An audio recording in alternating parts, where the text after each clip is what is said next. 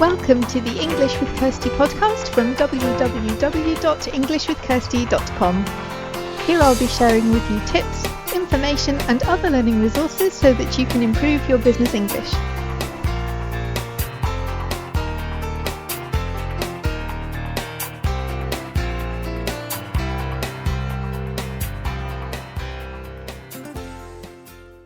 Hi everyone, and welcome back to the English with Kirsty podcast. I have a slightly different episode today, but it still fits in with all the topics that we usually talk about because this podcast is about communication, effective communication, and also that means accessible communication.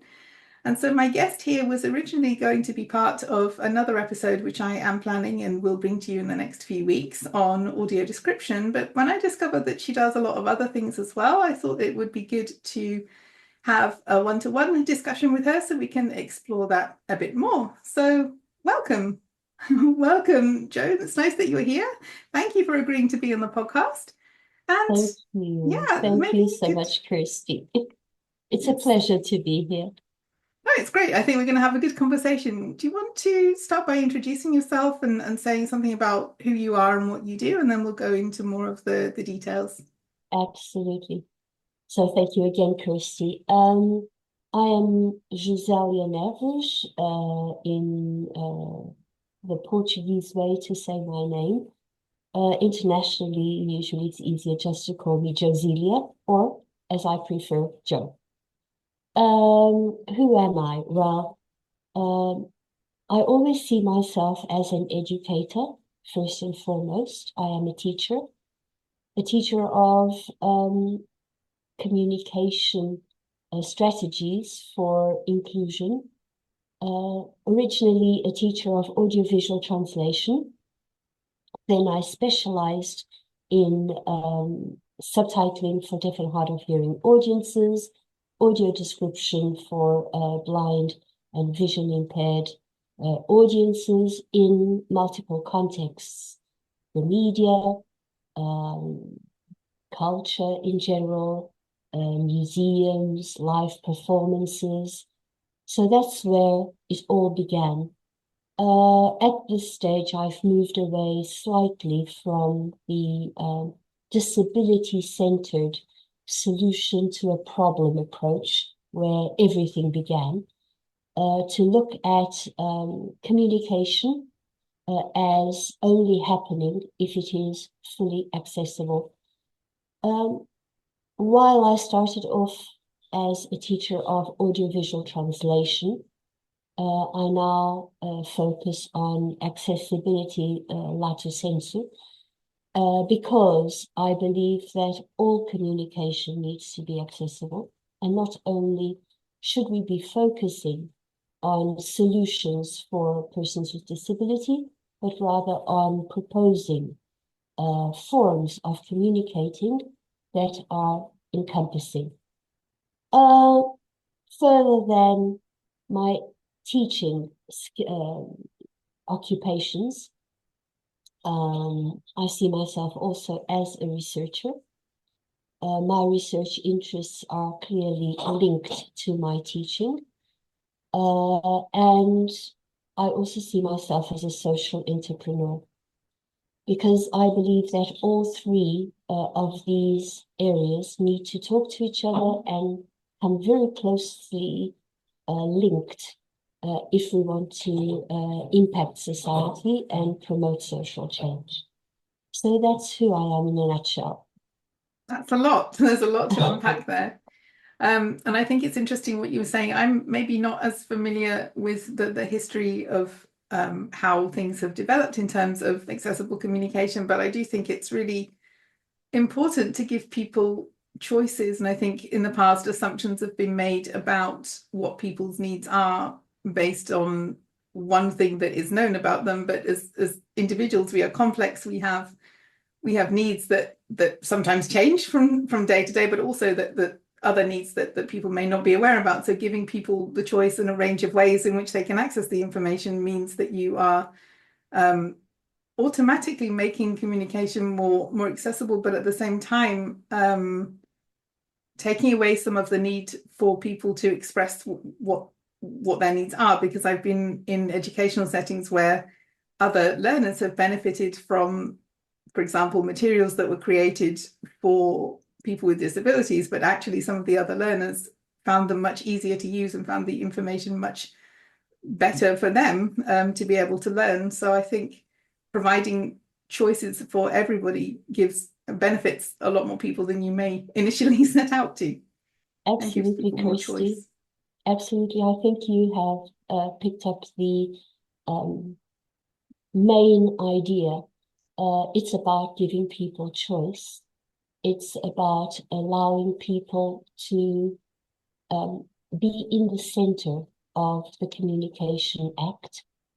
It's about also flattening this notion that there are those who can and those who can't. And as well, it also removes the need for mediation. If communication starts off as being intrinsically accessible, then we will not be needing to call in a translator or a mediator to solve a problem and to remove a barrier that was initially there. So when I teach, when I talk about accessible communication, I always say we can go about it in two different ways.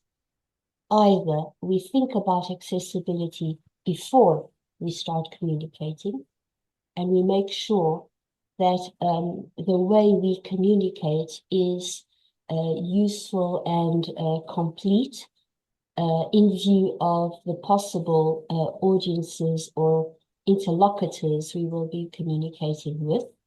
And that is taking a proactive approach to Mm. accessibility, or we can just go about communicating without thinking of who our interlocutors are going to be, and we will be failing in our communication. And because we become aware of that failure, of that barrier, of that noise in the communication, we have to call in somebody to solve the problem. And that's where the translator comes in, and that's where communication is no longer natural and no longer equitable, because the other person who we are communicating with has failed to pick up what we want to communicate, not because there is something wrong with them, but there is something wrong with the strategies that the communicator um, enacted right from the beginning. So it's quite a turn in the way we look at accessibility and in the way we address communication as either fully accessible right from the start, or simply communication that may need an extra solution to support it, to guarantee that everybody can come and go between this broken telephone that needs something else to make it work. So ideally, the first way is best, but in terms of the projects in which you're involved, do you do both? Do you go in afterwards when people realize that they have a need and assist them with that, or do you focus primarily on the projects where accessible information is built in from the start, the communication strategies is there at the beginning? I'd like to believe that we are now living in a changing environment. Initially, accessibility was always seen as an afterthought. Mm. So most of the projects that I've been involved in so far have been back to front, in the Mm. sense that people come to me requesting for a solution as an add-on to something that they had initially thought of without providing all the possible ways by which to communicate. So indeed, most of my projects are still living from the afterthought. However, both through the educational process that we've been going about in the last 2, 3 years, and also thanks to European legislation or even global, if we think about the WCAG, where websites are now required to comply with the basic characteristics of a fully accessible communication act, people are beginning to think about incorporating accessibility solutions from inception, from the start. And if we are just to move a little fast forward, this year I would see as an incredible leap if the European Accessibility Act is truly taken forward and enacted. Because the moment that we have laws and regulations to comply by, we will find that companies, institutions will start thinking about accessibility in a proactive manner. Because I would believe that communities, people are not aware of how useful these solutions are and how much the economic impact of having this proactive approach. If a website is fully accessible, anybody, regardless of their profile, will be able to interact with that information.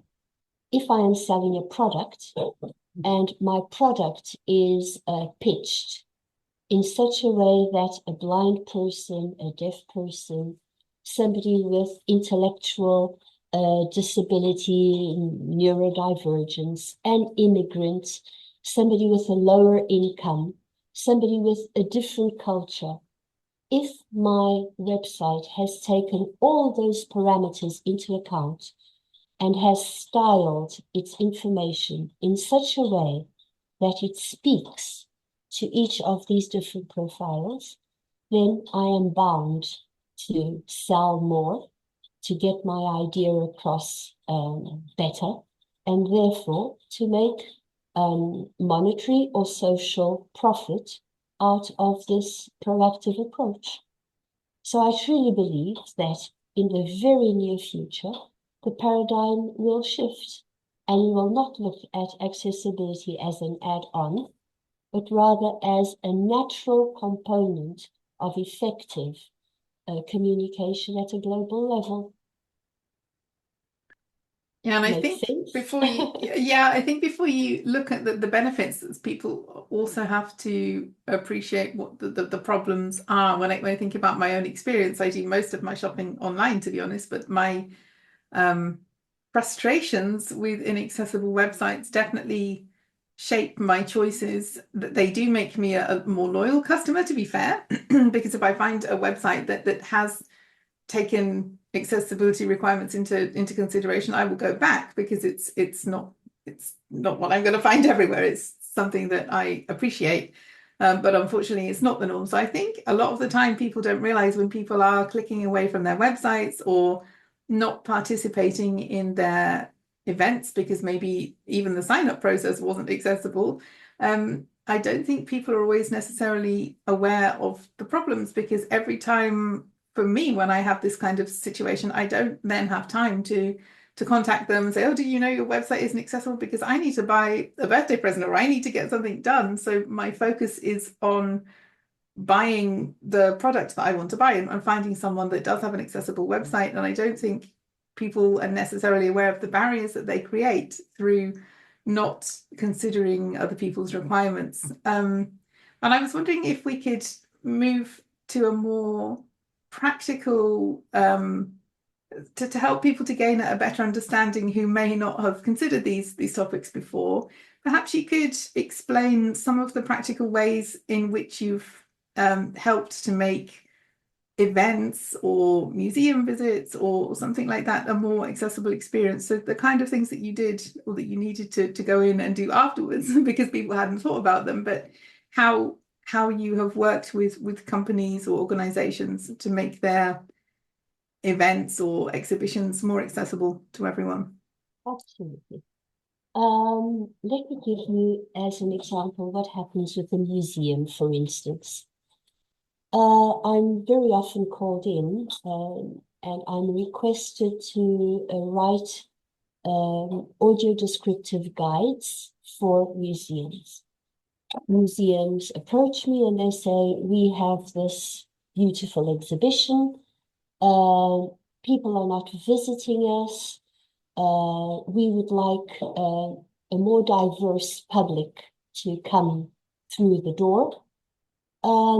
Would you write a audio guide that would suit not only the regular visitor, but also a blind visitor? By all means, I come along, I talk to the curators, I talk to the administrators, I look at the exhibition, and together, collaboratively, we arrive at which of those paintings, artworks, artifacts, rooms, installations are going to be described. Once we do that, we start working on the actual scripting, and then we record it. We find equipment that will support the audio descriptive guide or any guide that we have developed. And apparently my job is done. I get paid and goodbye. But that's not the reality, because that museum may have that absolutely fantastic mediation tool, but if people do not know about it, they will not be coming to that museum anyway, and they will not be using that tool. So usually what I do with museums that request any sort of mediation, I work with them on how to get people to actually use that tool, that material or that solution that they are offering.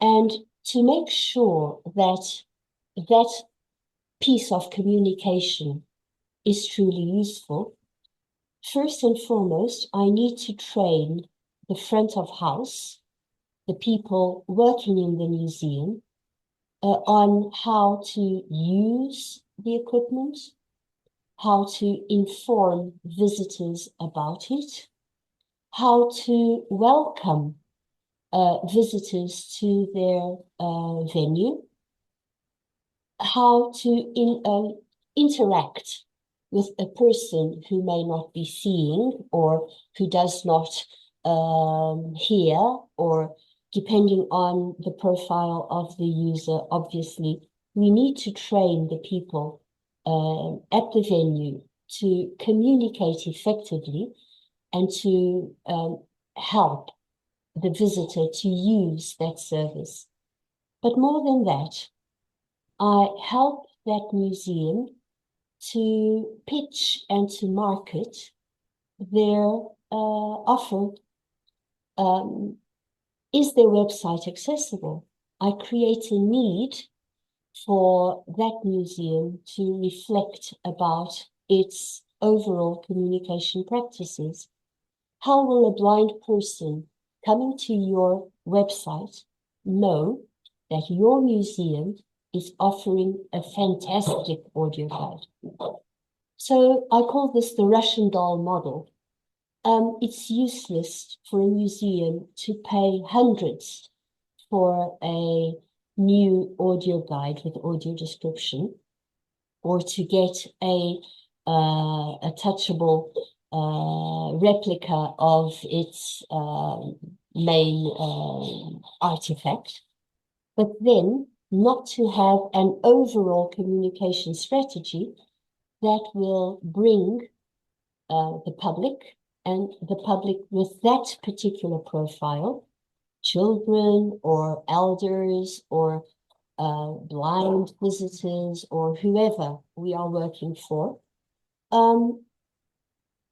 that museum cannot only offer one service, but needs to encapsulate that service in a number of strategies to guarantee that that service is used. Does this help at all to see how the strategy is encased and holistic? Yeah, because I think a lot of the time people think about individual um like pieces of information. So you may have an audio guide, but as you say, it's the whole journey from finding out that this thing exists and being able to use it. I've come across audio guides. I mean, I do enjoy them, and I usually try to find one that isn't in English, that's in one of my other languages, so that I can also have like a language experience as well. But that's not the main point. But I found some have worked very well, and I do use them. But I've also found some very inappropriate hardware, for example, so that you have to, I mean, I use a touchscreen on my phone, but that also has additional software. But you have to be able to see the screen in order to operate the audio guide, which is a problem in itself, because the audio guide may be really good, but if you're expecting somebody to use a piece of equipment that they can't use independently, then it breaks down there. Or that, as you said, if people aren't aware, if the staff aren't aware, they don't offer this, then it doesn't help. So it's the whole user experience, like the journey from finding out about your event or your exhibition to experiencing it, and the information being appropriate, the information being easy to access. It's not just having this information available, it's how people interact with each other and interact with the tool that they're using to get the information. It's the whole journey, and all of these parts need to fit together and work. Otherwise, all the other work that you've done could be for nothing if people can't enjoy or experience what you intended them to enjoy or experience. Absolutely. It is about the full journey.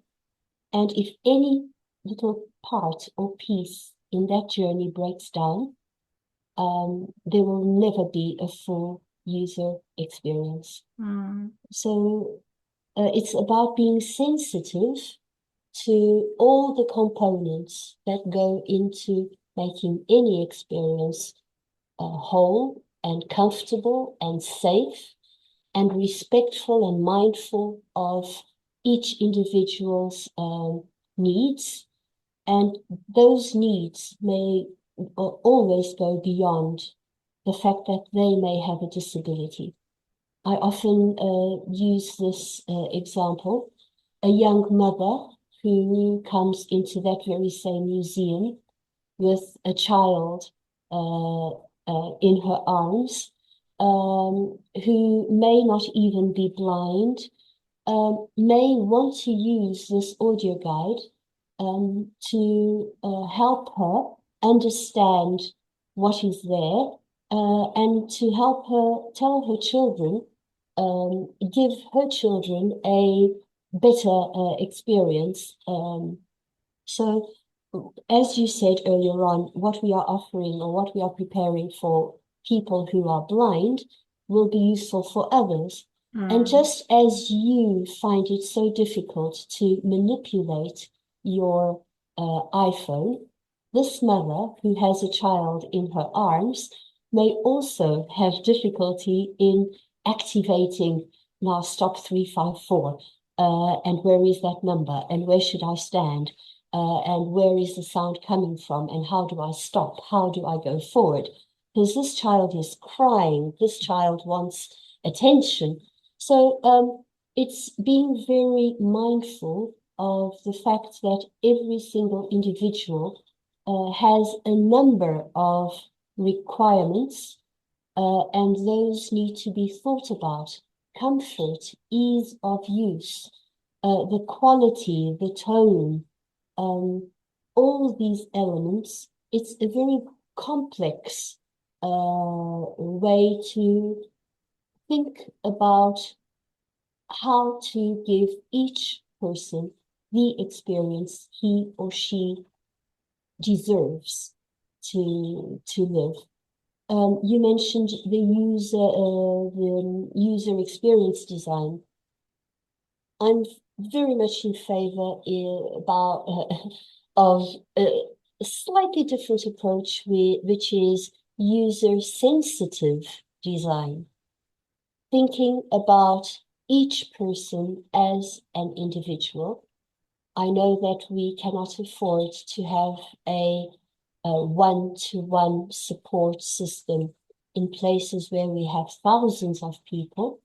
But when we think about the solution, we should think that it's useless to go into universal design. There is no such thing as for all. At Mm. best, we can make communication more accessible for more people. But what we want is to provide flexible solutions that may be tailored and that may be used by people autonomously and in very comfortable and even low profile ways. Because there's no need for somebody to say, I need this. I simply want to use this. And it's there for me to use. So there's a little twist in the way I think about it. Yeah, and I think it's also important if you're going to do that to ask the questions because you can't obviously everyone has budgets and it would be great if we could offer as many solutions as possible. And I know that there are budget restraints in terms of that, but I think it's good to really investigate the options that are available because then it may be possible to offer more than one. For example, what you were saying about the mother with her child. I've been to a museum where you didn't have to activate anything because it was done by sensor. So if you move into the area where you would learn about a particular thing, then the information would start playing automatically. So that is good for people who can't see where they should, the number that they should be putting in. That's also good for somebody carrying a child. Not so good if you want to manipulate the audio, go back and listen to something again or check what did they say. You can't have as much of an interaction with it in that way. But you can at least not worry about that. You don't have to activate it. Whereas other staying on the museum example, I am aware of others that say, okay, well, you can use your own phone, you can use your own, we have an app and you can, as long as that's accessible, because a lot of people have their screen readers set up. For example, mine speaks really quickly, but it's customized for them. And so if you aren't asking people to use additional hardware, then they're already using something that they know and are familiar with how to operate and is probably a lot more accessible. Or you provide something completely different, but I know that people aren't going to be able to afford to offer all of these different things. But I guess it's choosing the one that is likely to offer the best experience to most Absolutely. people Mm-hmm. and finding out what that is because you'll never please everybody. That's the other thing. Everybody wants and needs different things, but I think you can only make an informed decision if you really are aware of all the options that are available to you. Absolutely. And technology is, I would think, the least of our problems. I truly believe that solutions can be found at reasonably low cost, with reasonably low cost approaches. Um, if we cannot afford to go high tech, let's make sure that we train our personnel to support uh, the visitor with dignity, respect, and providing them what technology cannot do, which is an empathic, one-to-one, um, collaborative, co-creative journey, an experience. Because most of cultural settings, what people go there for, more than to acquire knowledge, unless you are studying, you want to arrive at new information or gather new information. Most cultural experiences are about entertainment, social bonding, belonging to a community. And I think that can be achieved even without high tech, even without huge investment in tools. So it is, as you say, Kirsty, a matter of deciding where can I get the best output for the amount of money I can afford to put into this communication solution. Uh, but if money is not there, or if little money is there, I would say invest in training the Mm. people, Yeah. because in the end, accessibility is about, or communication is about people coming together. And I really, I treasure that, and I put that in um, the very center of everything I do. Technology is usually in the periphery. Let's use what is out there. Let's choose what we can afford, what gives us the best outcome. But first and foremost, let's guarantee that communication is thought about in a very humanistic and close manner. Okay, so these kinds of projects are projects where you have a bit more time for the planning, how you're going to do them. How does it go with events?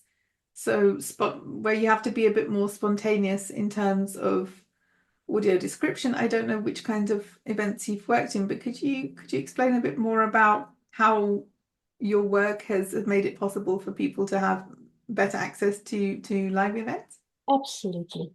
Live events are the most exciting and challenging of all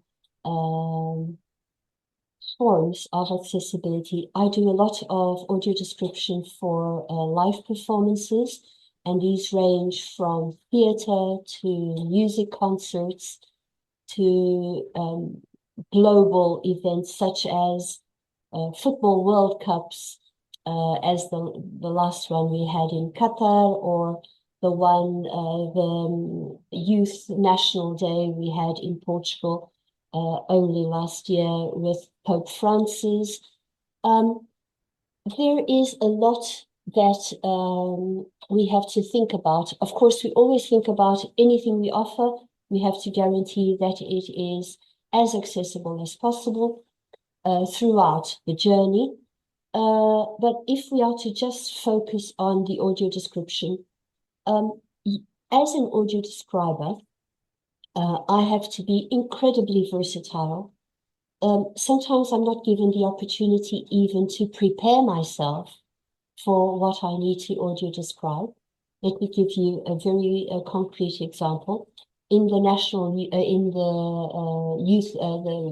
World Youth Day with Pope Francis, we had young people from across the globe, 6 million people on uh, each of the events we had.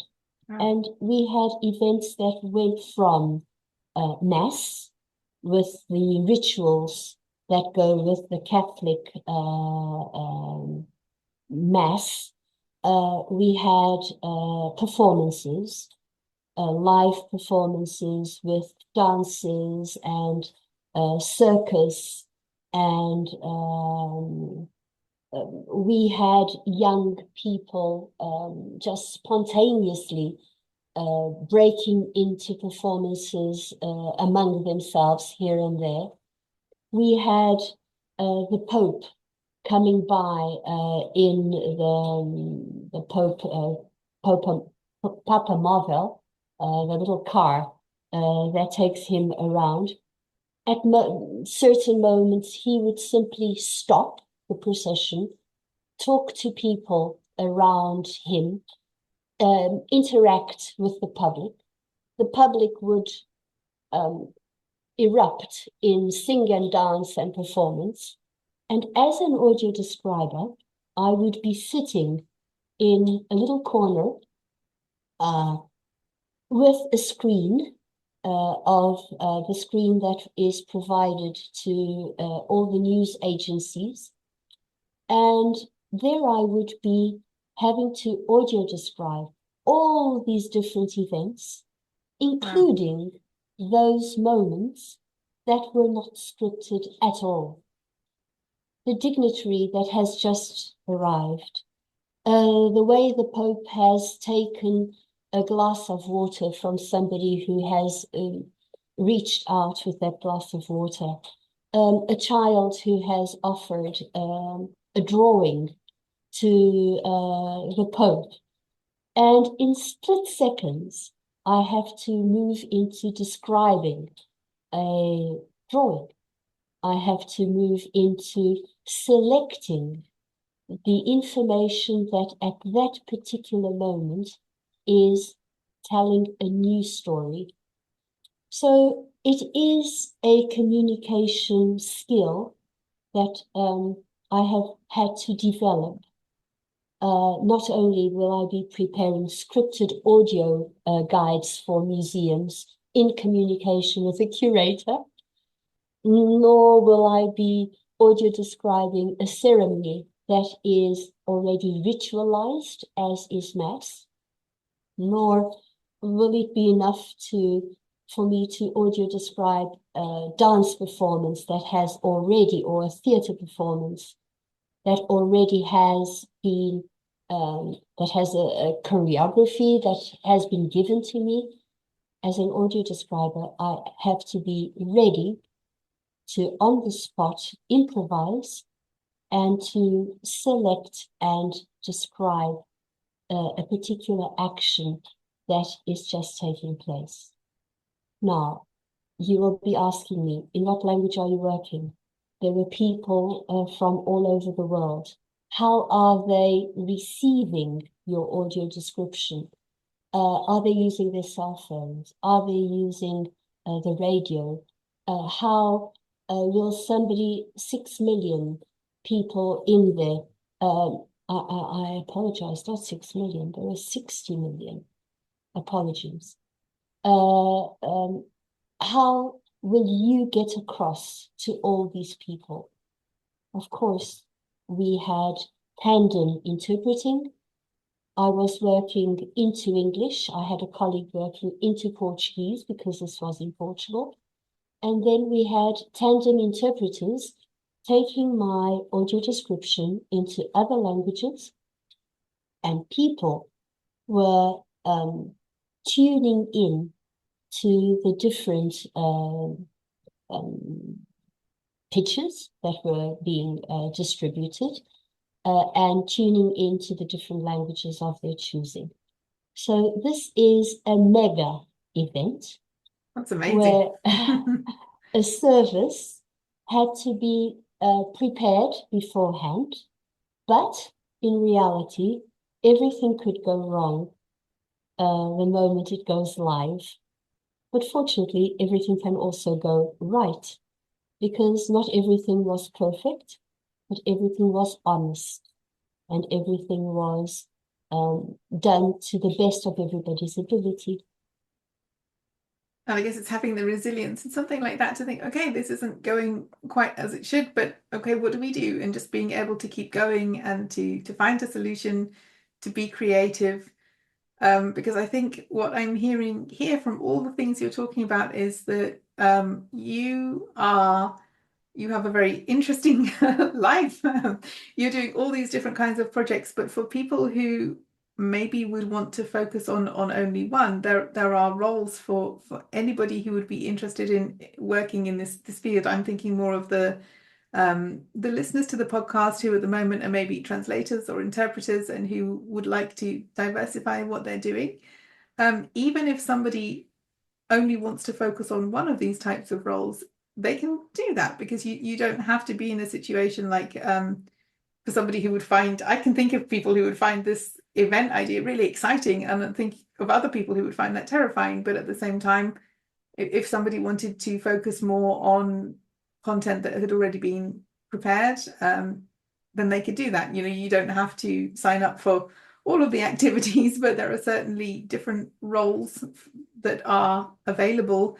And I think that people maybe aren't necessarily aware of.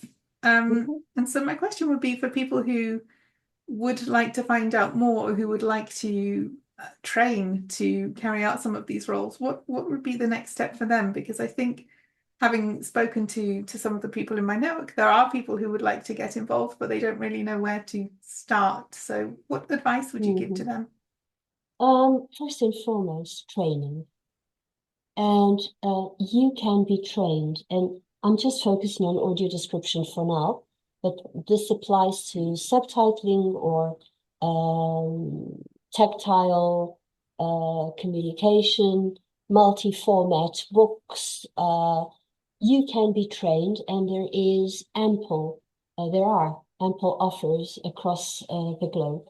In the UK, you have UCL that is providing summer courses, full master degrees on audiovisual translation for access. Barcelona in Spanish, you have the Autónoma of Barcelona that is also providing training. I would suggest people start by looking into the world of audiovisual translation, particularly access to the media.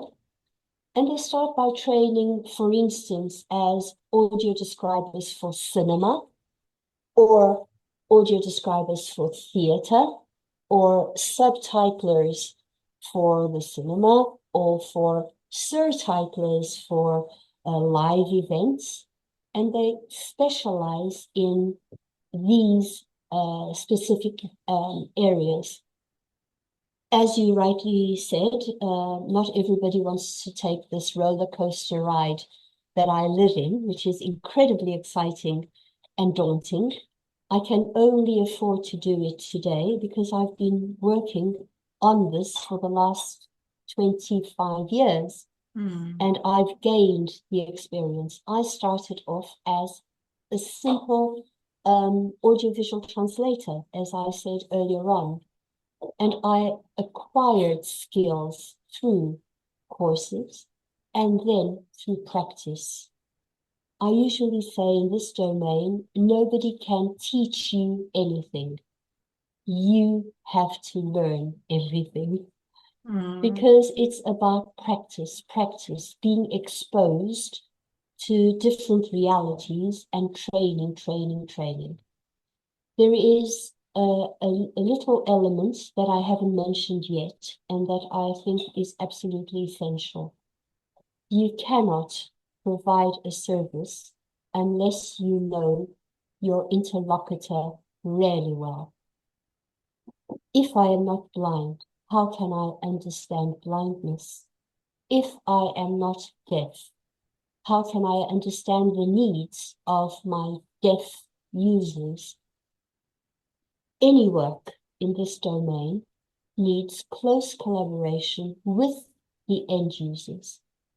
And I can only be the audio describer I am today because I have been working very, very closely with very important partners who are deaf, who are blind, who have taught me and spoken up saying, I disagree with you. I do not like what you are doing.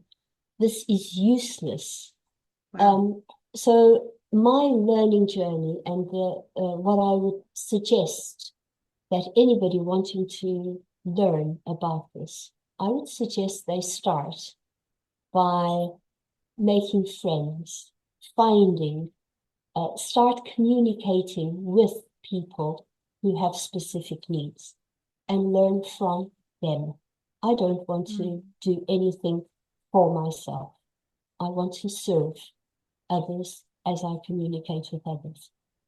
So yeah, train. Number one, be educated. Number two, train. But number zero, first and foremost, learn about your interlocutors.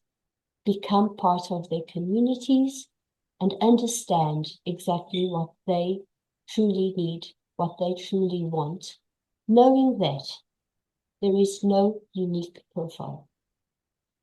Every person is a person, whether they have a disability or not. So we always need to take everything with a pinch of salt.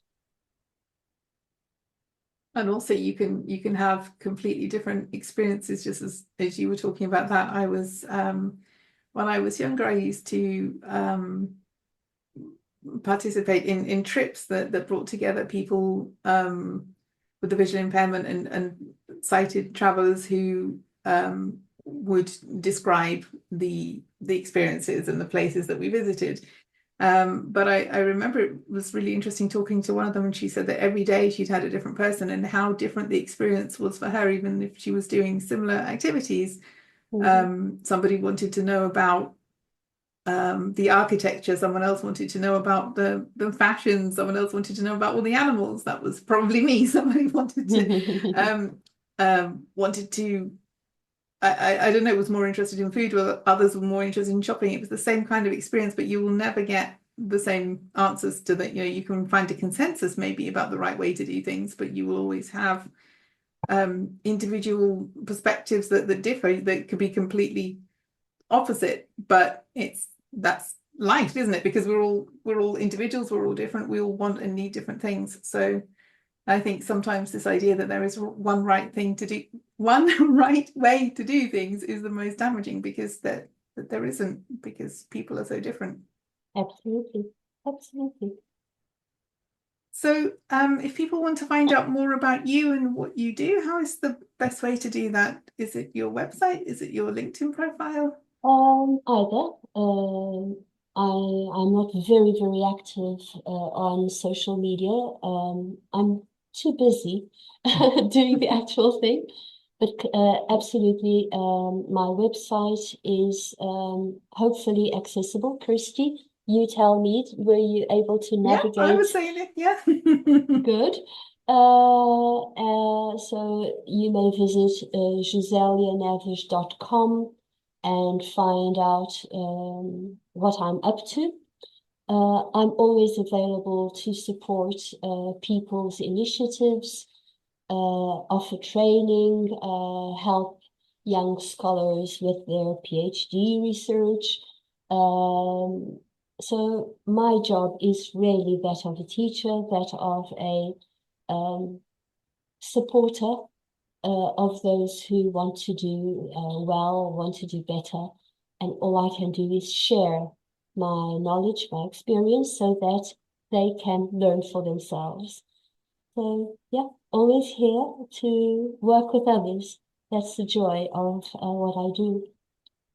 Well, that's really helpful, because I had two. You asked me before we started recording what my goal was with this podcast, what my intention was, and I had two, which was to explain more about what you do, so that people who are listening will understand this area of work, because I think it's a lot of the time people aren't aware of it. If it's something that you don't have personal experience of, then you're not necessarily aware of the challenges that people face in terms of accessibility and what can be done to meet some of those needs, but also for people, because this podcast is about language and about communication, for those who are already in this field and who are looking at ways to learn new skills and maybe become involved in new projects, then you too have some have some advice and information. So that's really helpful. Thank you for helping me to meet both of those goals, and I really appreciate your time today and sharing your experience and your practical examples and helping us to understand, if we didn't already, why this is so important. Thank you, Kirsty, for Thank the you very much. opportunity. It's a huge pleasure to talk to you. Wishing you the very, very best. You too. Let's stay in touch.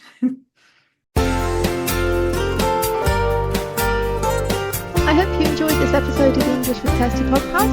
If you have any questions or comments, my email address is kirsty@englishwithkirsty.com, or you can go to www.englishwithkirsty.com/podcast, where you'll find information about the individual episodes.